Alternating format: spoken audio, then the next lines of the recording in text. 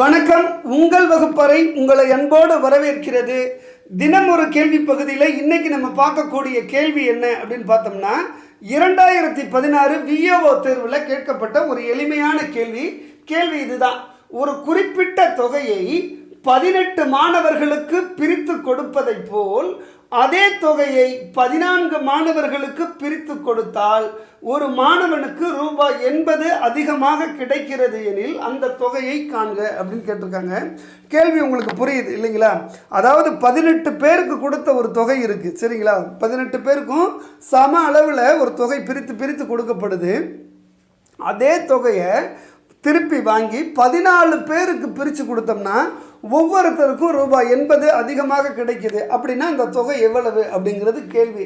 இந்த கேள்விக்கான பதிலை கண்டுபிடிக்கிறதுல ரொம்ப சுலபமான வழி ஆப்ஷனை சப்ஸ்டியூட் பண்ணுறது தான், சரிங்களா? ரொம்ப சுலபமாக போட்டுடலாம். ஆப்ஷனை சப்ஸ்டியூட் பண்ணோம்னா எப்படின்னு பாருங்கள். முதல்ல ஏ ஆப்ஷனை எடுத்துக்கலாம், சரிங்களா? ஏ ஆப்ஷன் எடுத்துக்கிறோம்.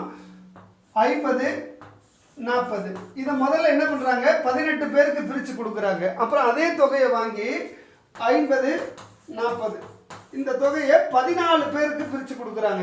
அப்படி கொடுக்கும்போது இதை விட இதில் 80 ரூபாய், அதாவது ஒவ்வொருத்தருக்கும் 80 ரூபாய் அதிகமாக கிடைச்சதுன்னா இந்த தொகை சரிதான், ஏ ஆப்ஷன் சரிதான். அப்படி கிடைக்கலன்னா நம்ம அடுத்தடுத்த ஆப்ஷனுக்கு போகணும், சரிங்களா? இப்போ நம்ம டிவைட் பண்ணி பார்ப்போம். 5040 எத்தனை முறை 18 இருக்குது அப்படின்னு பார்த்தோம்னா 280 முறை இருக்கு, சரிங்களா? அதே போல 5040 எத்தனை முறை 14 இருக்கு அப்படின்னு பார்த்தோம்னா 360 முறை இருக்கு. எப்படி இவ்வளவு வேகமா போட்டுட்டேன், பரவாயில்ல அண்ணன் பட்டையை கிளப்புறா, அப்படி டிவிஷன்லாம் உடனே சொல்லிடுறா அப்படின்னு நினச்சிடாதீங்க. அதை கேட்டால் எனக்கே சிரிப்பு வரும். ஏன் அப்படின்னா இதை நான் ஏற்கனவே போட்டு பார்த்துட்டேன். 280 வந்துச்சு, அங்கே 360 வந்துச்சு. நீங்கள் வேணால் போட்டு பாருங்கள். அப்படி தான் இதை போட்டோமே தவிர கணக்கில் அந்தளவுக்குலாம் டக்குன்னெலாம் டிவைட் பண்ண முடியாது, சரிங்களா? இப்போ இதில் 280 இருக்குது, இங்கே 360 இருக்குது. எவ்வளவு அதிகமாக இருக்குதுன்னு பார்ப்போம். 80 தான் அதிகமாக இருக்குது. அப்போ இது ஏ ஆப்ஷனே சரியான பதில் தான். மற்ற தொகையெல்லாம் போட்டோம்னா சரியாக வராது, சரிங்களா?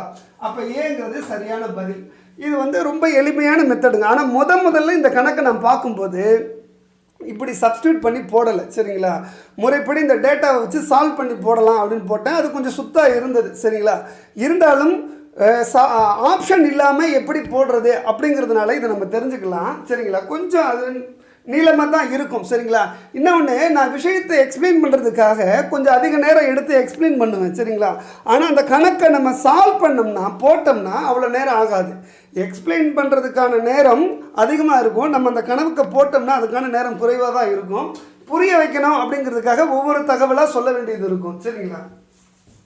இப்போ இந்த ஆப்ஷன்லாம் இல்லாமல், சரிங்களா? 5040 தான் அதோட பதில் நமக்கு தெரியும். இருந்தாலும் இந்த ஆப்ஷன் எல்லாம் இல்லாமல் இந்த கணக்கை எப்படி போடலாம் அப்படின்னு பாருங்க.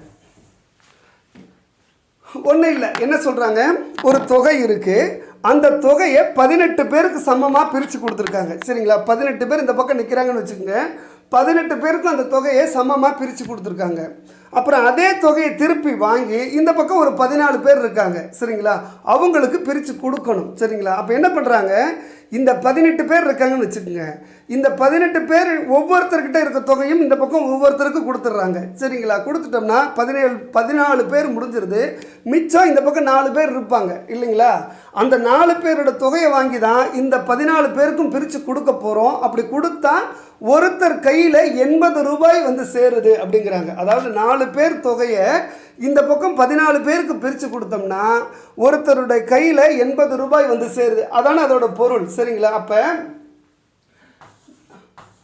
80 × 14 பேருக்கு 80 ரூபாய் அதிகமாக கிடைச்சிருக்கு, சரிங்களா? அப்போ 80 × 14 எவ்வளவு அப்படின்னு பார்க்குறோம்.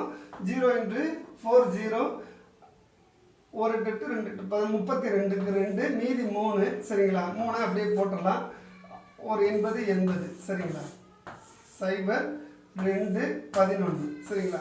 அந்த 4 பேர் தொகை வாங்கணும் இல்லைங்களா? அது எவ்வளவு அப்படின்னு பார்த்தோம்னா 1120 ரூபாய். இதை தான் இந்த 14 பேருக்கு பிரித்து கொடுத்தோம். ஆளுக்கு 80 ரூபாய் வந்தது, சரிங்களா? அப்போ 4 பேரோட தொகை எவ்வளவு அப்படின்னு பார்த்தோம்னா 1120. அப்போ ஒருத்தருடைய தொகை எவ்வளவு அப்படிங்கிறத எப்படி கண்டுபிடிக்கலாம்? 1120 டிவைடட் பை 4 போட்டோம்னா ஒருத்தருடைய தொகை கிடைச்சிடும், சரிங்களா? இப்போ டிவைட் பண்ணி பாருங்க. 1 நாள் 4, 2 நாள் 8, சரிங்களா? மிச்சம் 3 இருக்குது, 32. அப்போ 40 5 20 24 28 32 அப்போ 8 முறை இருக்கு சைபர். சரிங்களா? 280 ரூபா.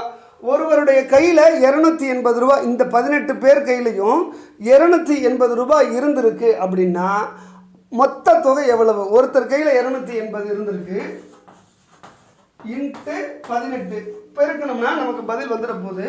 பெருக்கணும்னா 5040 ரூபாய் தான் வரப்போகுது. சரிங்களா? பெருக்கணும்னா 5040 அப்படிங்கிற பதில் வந்துடும். கொஞ்சம் இது சுத்தாதான் தெரியும் கேட்கறதுக்கு, ஆனால் கணக்காக போட்டோம்னா ரொம்ப சுலபமாக போட்டுடலாம்.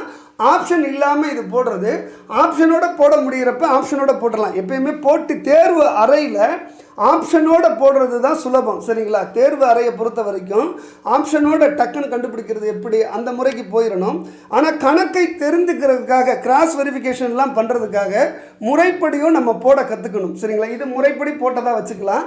முதல்ல போட்டது ஆப்ஷனை சப்ஸ்டியூட் பண்ணி போட்ட முறை. சரிங்களா? இந்த 2 முறையில் உங்களுக்கு எது பிடிச்சிருக்கோ நீங்கள் அதையே ஃபாலோ பண்ணலாம். நாளைக்கு இதே மாதிரியான ஒரு எளிமையான கேள்வியோடு வந்து உங்கள் எல்லாரையும் சந்திக்கிறேன். அது வரைக்கும் நன்றி, வணக்கம்.